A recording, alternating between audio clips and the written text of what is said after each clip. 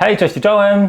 Chciałem Wam przedstawić postać, którą my z Gosią znamy bardzo dobrze. Jest to Hermes. Hermes jest osobą, która podjęła się tytanicznego wręcz wyzwania, żeby wziąć nas pod skrzydło, jedno lub dwa, i nauczyć nas trochę lepiej jeździć. I ten film będzie o tym. Będzie o radach dla początkujących motocyklistów. Jak zacząć, co robić, a czego nie robić. Oglądajcie.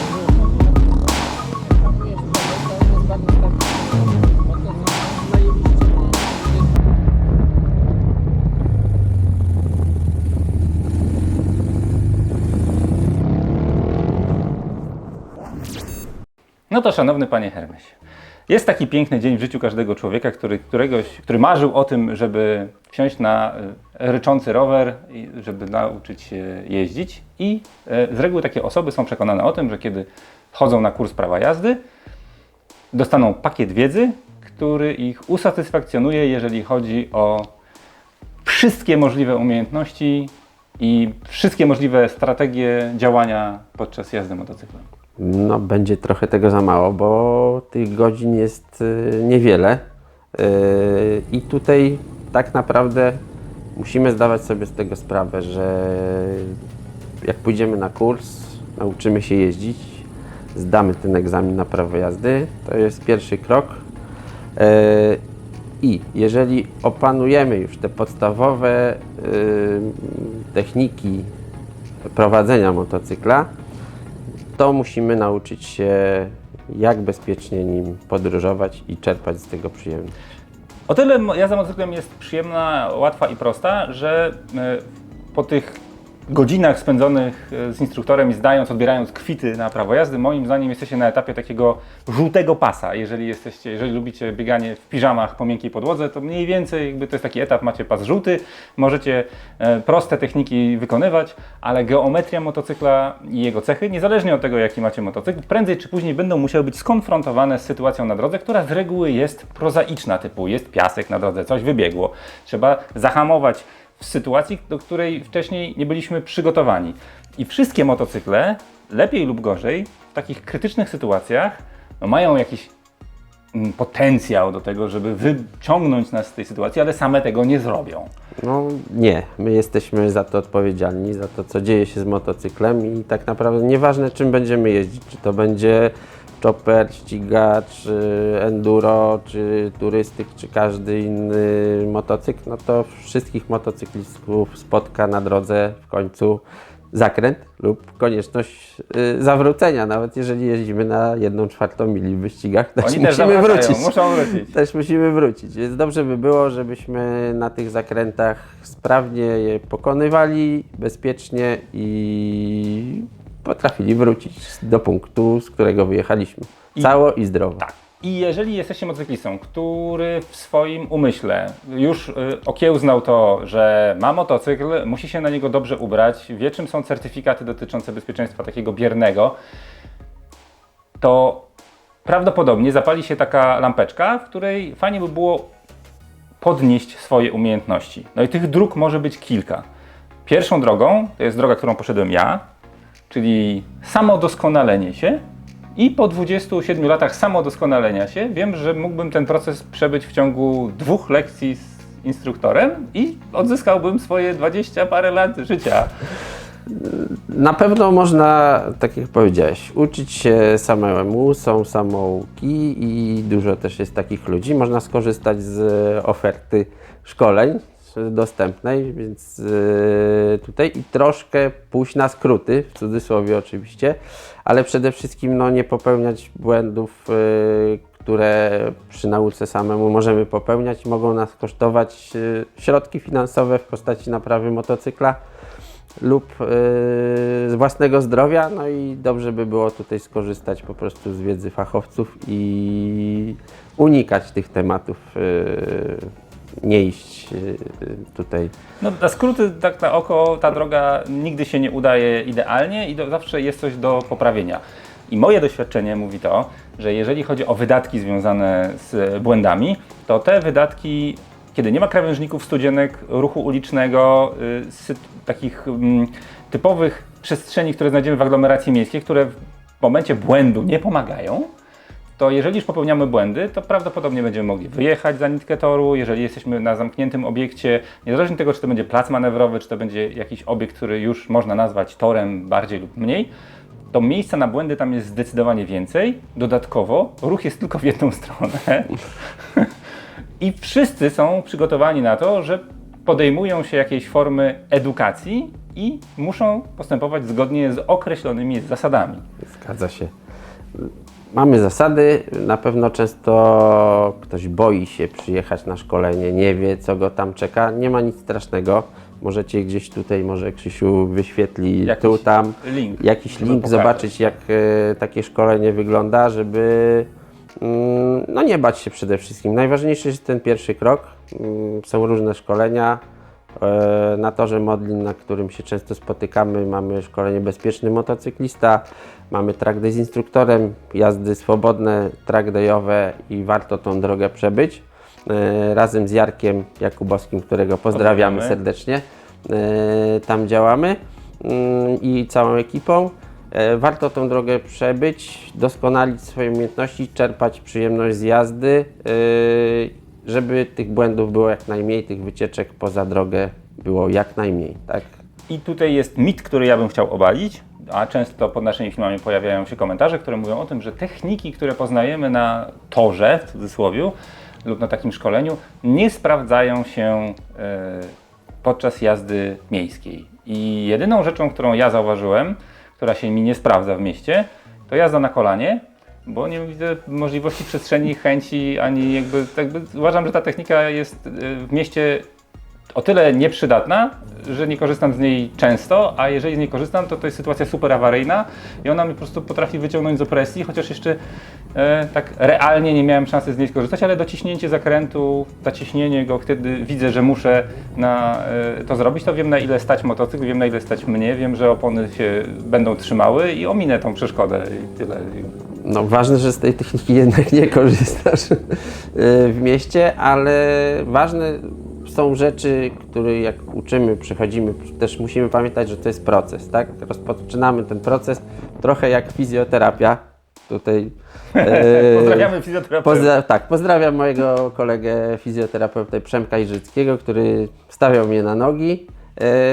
Mamy ten proces na jednej lekcji, na jednych zajęciach też tego nie zrobimy, nie zdziałamy cudów, więc musimy się nastawić na edukację, stopniowo ją rozwijać, tak jak tutaj z Wami działamy. Jak pamiętacie na pierwszych zajęciach, jak ćwiczyliśmy sobie ósemki, to powiedzieliście, no po co te ósemki, tak? To jest moje ulubione ćwiczenie teraz. I to tak wygląda, więc te zadania czasem łatwiejsze, czasem trudniejsze, ale prowadzą do tego, żebyśmy my poznali swój sprzęt, swój motocykl, którym jeździmy, potrafili nim sterować i w razie konieczności użycia tutaj hamulca w zakręcie przysłowiowego lub sytuacji awaryjnych byli na tyle przygotowani, że jeżeli wiemy, że to zrobimy w ten sposób, to skręcimy, zatrzymamy się, wyhamujemy, ominiemy przeszkodę, ale będziemy wiedzieli, jak to zrobić. Jeżeli nie trenujemy, nie ćwiczymy, to tak naprawdę na dwoje babka wróżyła, czy się uda, czy się nie uda. Zawsze są dobre. Tak, więc warto tutaj posiąść po prostu techniki, nauczyć się ich, jak bezpiecznie, płynnie sterować motocyklem, no i zawsze z zachowaniem tych zasad bezpieczeństwa, czyli też nie zapominać o tym, że tak naprawdę defensywne techniki, jak tutaj Żyrawka stosuje, chociażby zachowanie bezpiecznej odległości od pojazdów poprzedzających i to niezależnie gdzie będziemy, to jest taki klucz do sukcesu, żebyśmy bezpiecznie tym motocyklem, skuterem tudzież też podróżowali, bo to naprawdę fajna sprawa, ale zdajemy sobie sprawę z tego, że mimo tego, że jest super, daje mega dużo emocji, wiatr we włosach, to tak naprawdę też jest, niesie ze sobą zagrożenia, tak? No, trzeba być odpowiedzialnym. I musimy tutaj sobie zdawać z tego sprawę i świadomie posiąść umiejętności, które pozwolą nam cieszyć się z jazdy. To ja tutaj mam do dodania, bo jest też taka obiegowa opinia, że świeży motocyklista, początkujący, który dopiero zdał prawo jazdy, słyszy często w internecie taką treść, że najczęściej wypadek na motocyklu pierwszy, czy tam upadek, czy jakaś kolizja, czy chociaż przewrócenie motocykla zdarza się na pierwszym motocyklu. Jakby jest to wpisane w pierwszy motocykl. I to jest taka uwaga, do której warto kupić drugi motocykl od razu, nie? Ale spokojnie, to taki żarcik. Natomiast jeżeli jesteście postacią niezależnie od tego, czy początkującą, czy bardziej zaawansowaną, mamy zimę, w której nie wszyscy motocykliści są gotowi jeździć i nasze ciało zapomina bardzo dużo, kiedy czegoś nie robi. No, na przykład, kiedy nie używamy języka. Jeżeli mówimy po angielsku i mamy przerwę, nie wiem, półroczną, to się okazuje, że potem musisz z kimś pogadać po angielsku i jest... I z motocyklem i ze mną na przykład przez ostatnie tam 20 parę lat, właściwie to już ponad 30, jest tak samo. I kiedy po zimie wsiadam na motocykl, nagle okazuje się, że on jest taki mocny i w ogóle tyle się dzieje, a te umiejętności się redukują. Głowa pamięta, ciało już nie. Więc warto sobie to odświeżyć. Odświeżyć, więc z wielkimi krokami zbliża się początek sezonu. Tak jest! Warto na początku sezonu wrócić trochę do podstaw, tak? Czyli wrócić sobie do tych kółeczek, ósemeczek, oczywiście przez zimę zadbać o sprzęt No po to mamy zimę. nasz tutaj technicznie, zrobić przegląd, serwis, sprawdzić, czy tam się nic nie odkręciło, bo od tych wibracji też takie sytuacje się zdarzają. Zadbać o kaski, odzież, przeserwisować. Warto. Umyć chociaż, to już jest dużo. Umyć, wyprać, może nie wiem, suwak całe pół sezonu Tak. tam jakoś było ciepło, jeździliśmy i dawał radę, bo wpychaliśmy go w nogawkę, a teraz trzeba go wysłać do naprawy, to zróbmy to. I tak naprawdę, żeby potem gdzieś podczas tej jazdy nie denerwowało, że tu się coś nie dopina, bo to są też rzeczy, na które nie zwracamy zawsze uwagi, ale potem nas denerwuje, że tu jedzie coś, telepie się, furgocze tak. i odwraca naszą uwagę, nie jesteśmy skupieni tutaj podczas jazdy, więc warto też o to zadbać. Warto zadbać o te techniczne aspekty, no i o nas samych na początku sezonu. Fizycznie, no wiadomo, jeżeli ktoś ma możliwości, chęci, trenuje teraz w Hiszpanii. Albo na pitbike'ach na hali. Albo na pitbike'ach na hali, albo uzupełnia trening siłowy, tak? Ale nic jazdy na motocyklu nie zastąpi. To musimy sobie zdawać z tego sprawę. Nawet na siłowni, przygotowując się do zawodów, trenując, wsiadamy na motocykl i okazuje się, że po przerwie robiliśmy kondycję, ale tu jak mięśnie nagle pracują, których nie dało się wypracować na siłowni, więc na tym samym początku sezonu gdzieś tutaj Krzysztof poleca IKEA ostatnio, także potrenować małe ósemki, ciasne zakręty, hamowanie podczas skrętu, czy to na wprost nawet, tak żeby przypomnieć sobie te zdrowe odruchy, Tak. żebyśmy potem bezpiecznie wjechali w nowy sezon kolejny i tak co roku przypominajmy sobie o tym, że jeżeli też nam coś nie idzie, nawet jak już jeździmy trochę, to warto wrócić czasem do tych podstaw, Oj, tak. przypomnieć sobie i wtedy dużo łatwiej nam będzie jeździć. Apel, jaki mamy do wszystkich motocyklistów, którzy nas słuchają, albo dla tych, którym właśnie wysyłacie ten film, żeby troszeczkę zrewidowali swój pogląd na motocyklizm, bo motocyklistą się jest cały rok.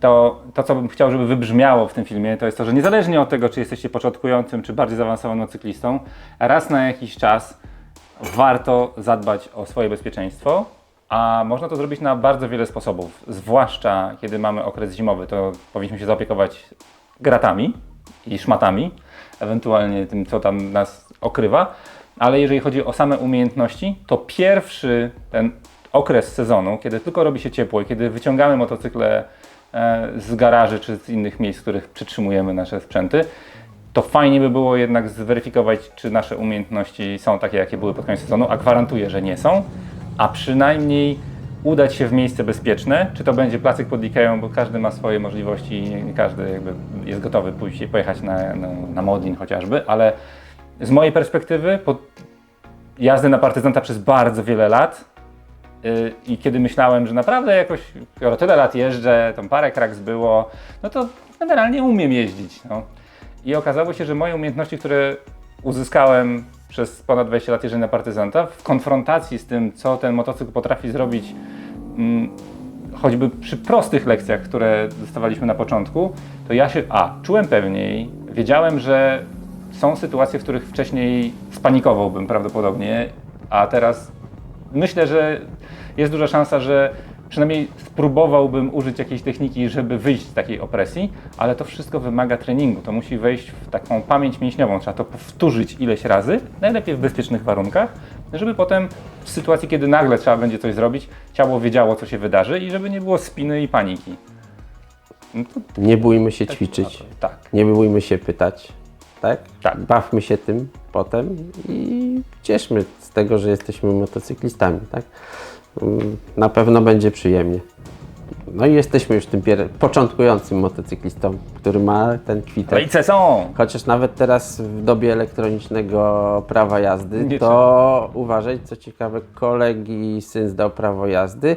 Jak kiedyś my czekaliśmy tam te 2-3 tygodnie na odbiór upragnionego No, tak kwitka, to okazuje się, że odklikanie tego dnia sprawia, że on już te prawo jazdy ma. Wow! Więc Piękne czasy. piękne czasy nas nastały. Mamy te prawo jazdy, nie mamy jeszcze tego motocykla, więc warto, żebyśmy zaczęli tutaj od małych pojemności i sobie je stopniowali, tak żeby ten motocykl gdzieś nas nie poniósł przysłowiowe pole. Tak, bycie początkującym motocyklistą jest też objuczone tym, że wszyscy dążą do tego, żeby miał jak najwięcej koni, żeby był, żeby nie było... Litra? Tak, litra pierwszy tak. motocykl. Mamy fajne 125, które naprawdę w dzisiejszych czasach nie są 125 z dawnych lat, Tak, więc bardzo fajne motocykle rozwijające całkiem słuszne prędkości. Obaj mamy 250. Obaj mamy 250, znaczy wasza jest wasza, ja korzystam z Jadwigi, z pani J.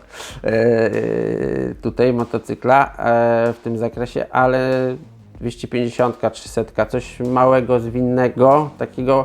Warto też jest, żebyśmy, każdy z nas jest inny, tak? Więc warto, żebyśmy przejechali się motocyklami różnymi. Nawet mamy możliwość odbycia w salonie jakiejś jazdy Dobrze, próbnej. bo robić sobie własne zdanie. Tak. I zobaczyć, co nam pasuje. To, że Krzysiowi będzie na dzień dzisiejszy pasował motocykl sportowy, bo ma takie To się okaże, tak? Ale plan jest taki, tak. takie plany, aspiracje i tak dalej.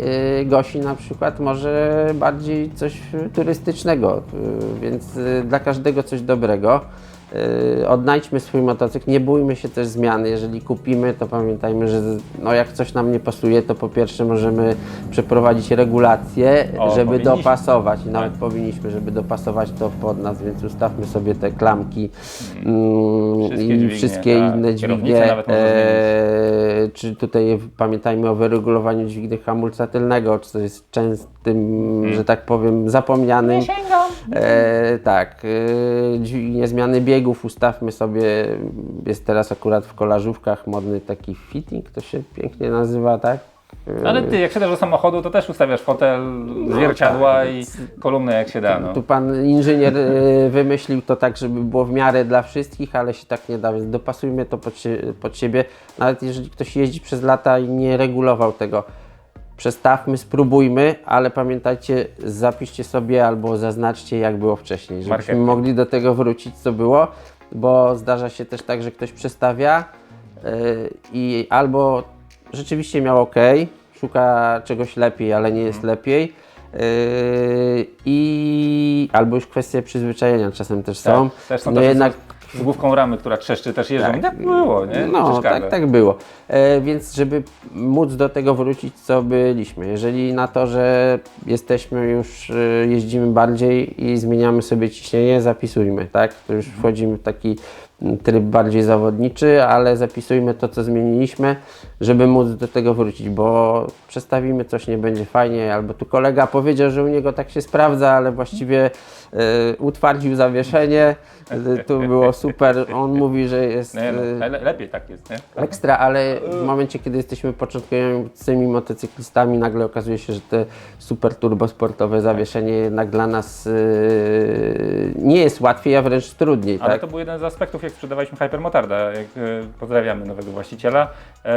Jednym z pierwszych tematów było powrót do ustawień fabrycznych, w sensie i zawieszenia, i komputera, i wszystkich tych ustawień, które się dało zrobić, żeby wrócić do fabryki, żeby on też miał ten świeży start i żeby dla niego to było tak jak dla każdego, kto siada pierwszy raz na ten właśnie konkretny motocykl, żeby to nie były ustawienia moje czy kogokolwiek innego. Więc stopniujcie sobie pomalutku tą pojemność.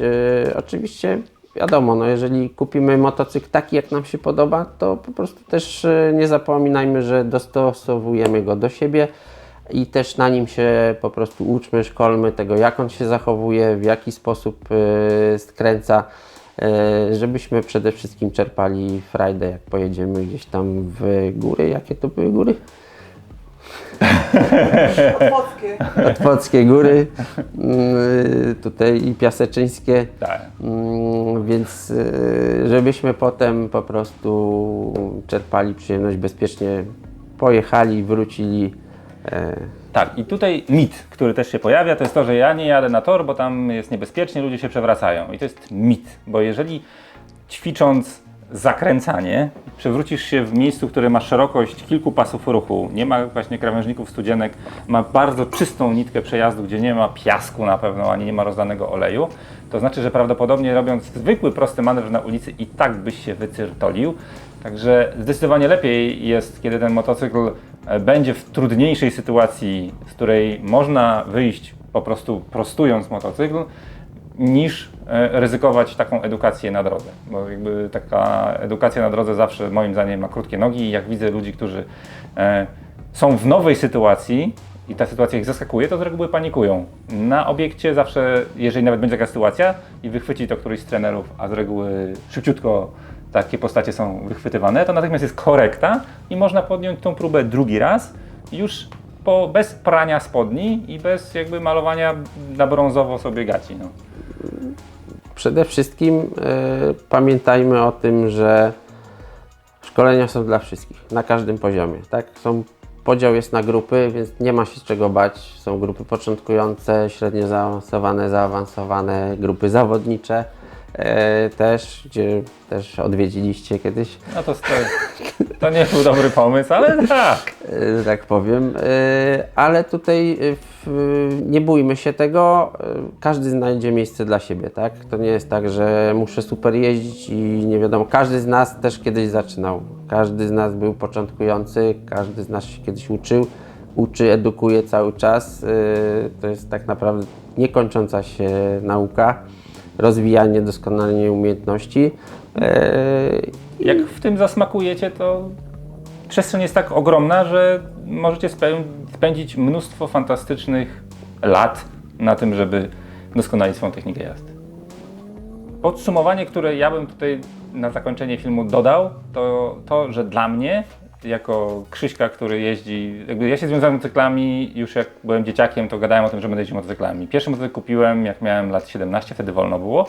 I zrobiłem prawo jazdy też 3 miesiące przed 17 urodzinami, byłem już na kursie, żeby można było zrobić ten egzamin. Jakby teraz może te przepisy są trochę inne.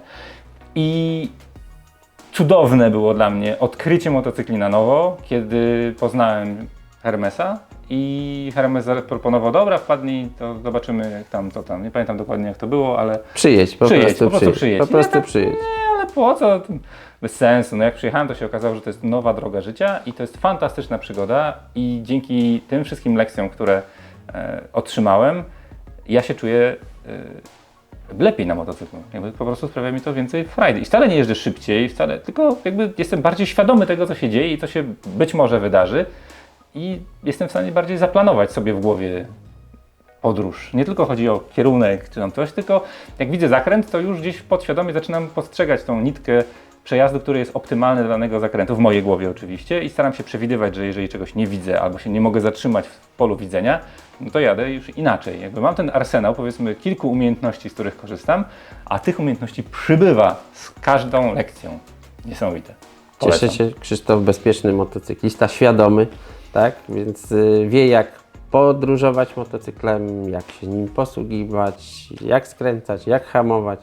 Tutaj mieliśmy u Gosi też takie must have sezonu, czyli hamowanie w zakręcie, które zupełnie zmieniło jej postrzeganie na jazdy na motocyklu i tak na nowo, tak naprawdę chyba tam w oczach było trochę widać, że odkryła na nowo i błysk wokół, że jednak da radę i nie przestały być dla niej te zakręty takie straszne, tak? Więc no, to cieszy, przede wszystkim cieszy, jak patrząc z boku, jak ludzie się rozwijają, jak się rozwijacie. Miło patrzeć, jakby, że gdzieś tam jakąś małą cegiełkę człowiek do tego dołożył. Wielkie dzięki i do zobaczenia niebawem. Również. Hej.